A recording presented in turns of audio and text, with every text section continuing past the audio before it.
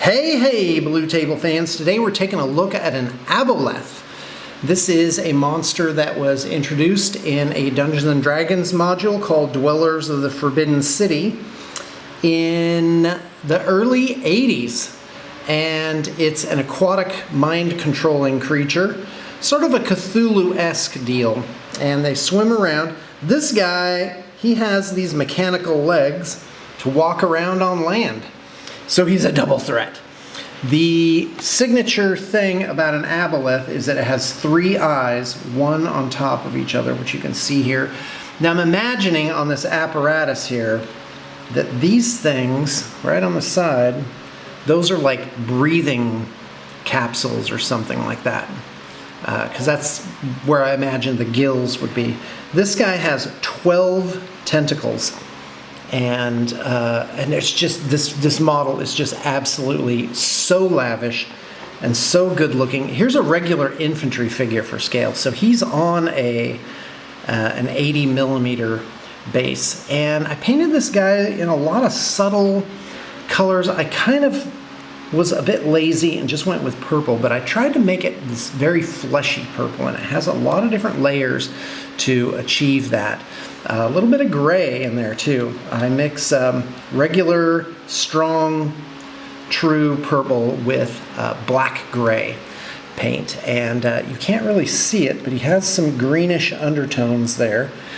And instead of just doing this apparatus metallic, at first I was like, oh, I'll just do it silver.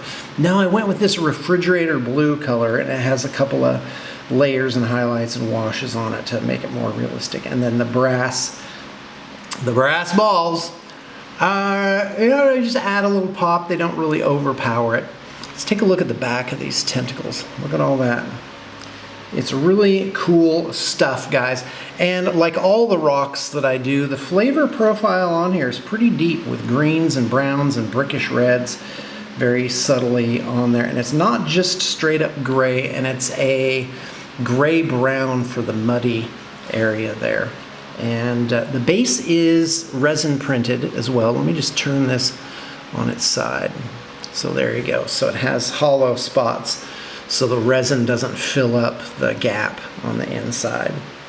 And it doesn't really hurt it at all to have those holes. So this rock is actually hollow. It's not a giant piece of resin. But this guy does weigh pretty much, and the resin quality that the printer used is really, really good, and it turned out really well. So this model makes me happy. And I want you to know that we're still alive and kicking. We're usually working on many armies, several armies at least. Okay, how many armies do we have in the pipe right now? I'm going to say 7. So we got room for a couple new projects. I just paint fun things, and I'm really having a good time. And I want to thank you guys for tuning in. I hope to get a lot more videos up in the near future.